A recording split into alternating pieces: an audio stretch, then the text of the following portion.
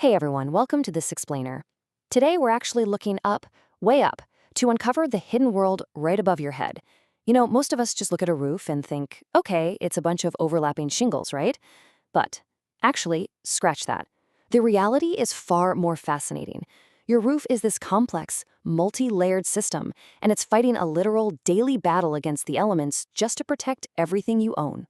I mean, think about it. From 105-degree heat indices to sudden winter freezes.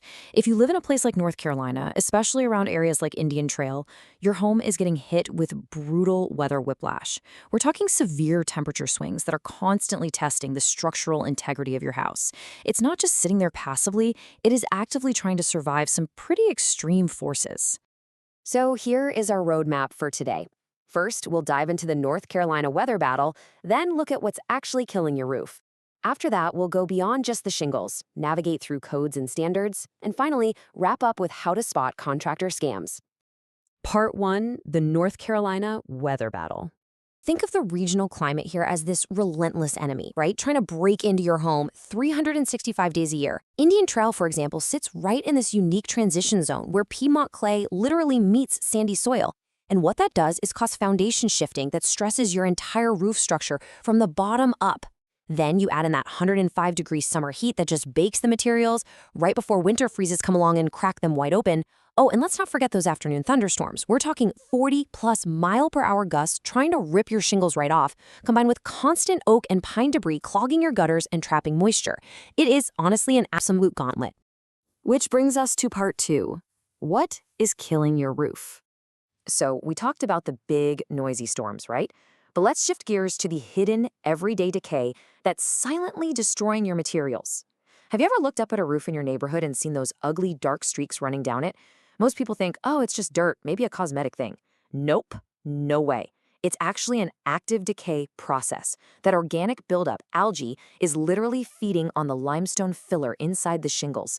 And when you mix that with local tree canopies and high humidity, this algae spreads like wildfire.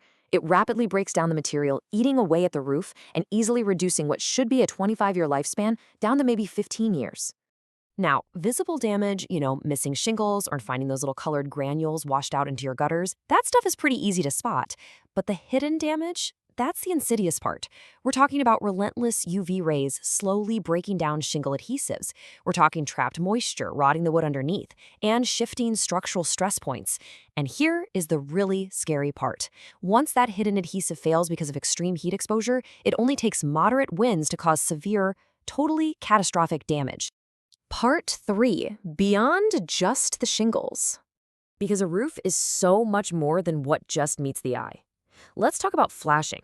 This is the metal protection you see installed around chimneys, vent pipes, skylights, and those valleys in your roof. So why does this matter so much?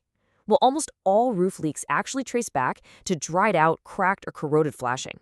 It's rarely the actual shingle that fails first.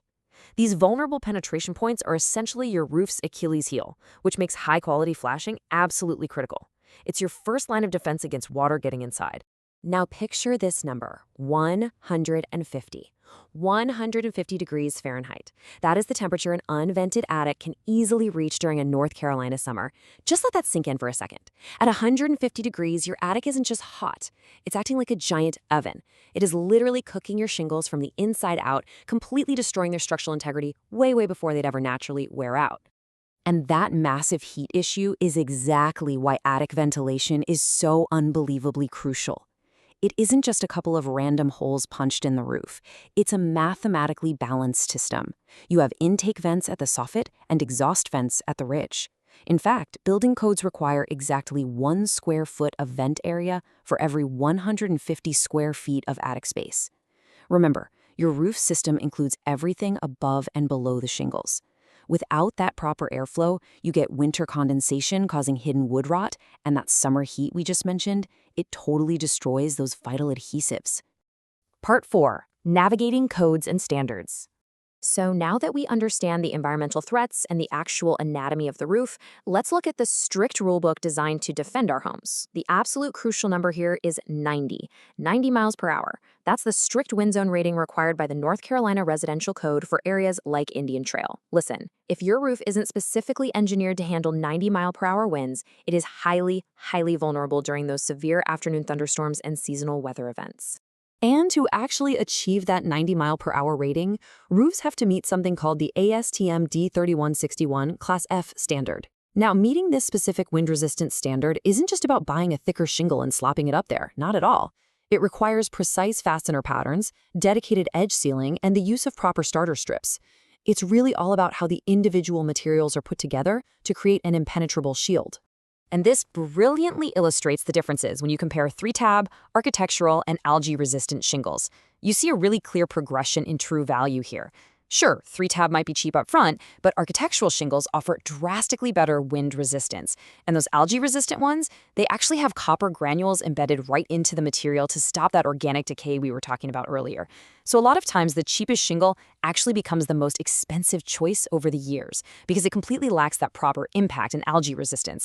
You also have to really think about who is putting those shingles on your house. A code minimum installation literally just barely passes local inspection requirements. It's designed to be, well, good enough. But a quality installation exceeds those standards. It uses proper underlayment and advanced ice and water barriers in those super vulnerable areas. And here's a big warning for you. Many builder-grade roofs from the housing booms in the early 2000s used those exact bare minimum requirements, which means they are highly susceptible to total failure right around the 20-year mark, which, if you do the math, is right about now for a lot of homes. Part 5. How to spot contractor scams. Okay, we need to pivot now because I want to empower you with some really actionable intelligence. Replacing a roof is a massive financial investment, and it brings up a huge question that causes a ton of anxiety for homeowners. How can you tell if a roofer is lying? Dealing with contractors can be incredibly stressful, right? Especially right after a major storm when emotions are running high and you honestly just want the leak to stop. So, let's quickly go over a definitive guide to spotting the bad actors in the roofing industry. Watch out for these massive red flags. We're talking contractors with absolutely no physical local address, or those aggressive high-pressure door-to-door salespeople that show up right after a storm. Watch out for anyone demanding full payment or cash up front, and definitely avoid those who give you super vague written estimates. But you want to know the absolute biggest red flag? Skipping required building permits. Listen, unpermitted work creates a massive financial and legal liability for you, the homeowner. It can even severely complicate your insurance claims or trying to sell your property later on. On the flip side, a straightforward, honest roofing process follows 3 really clear steps. Step 1, a thorough inspection leading to a detailed written estimate. And I mean an estimate where they actually climb up onto the roof. Step 2, a permitted professional installation that follows all local codes to the letter. And Step 3, a rigorous final inspection with clear warranty verification. Good work always follows a logical, highly transparent sequence. There should absolutely be no surprises. Now, you might be surprised to learn that labor is actually the largest expense in a quality roof replacement. It's labor, then materials, and then tear-off and disposal. Why is that? Well, because skilled installation requires deep experience, strict safety equipment, and absolute precision, especially around that tricky metal flashing we discussed. Investing in experienced, highly skilled crews is what actually prevents those costly leaks down the line. If a quote you get is suspiciously cheap, there's a really good chance they're cutting corners on the most important part, the labor. So as we wrap up this explainer, I want to leave you with one final kind of provocative thought. When was the last time you checked what's really going on above your ceiling? Your roof is this complex, incredibly hardworking system fighting a daily, hidden battle for your home. Please don't wait for a drip in the living room to figure out you're losing the war. I highly encourage you to proactively investigate your own hidden roofing system. Make sure your attic ventilation is breathing properly, and check those shingles before the next major storm hits. Thanks so much for joining me today, and keep looking up.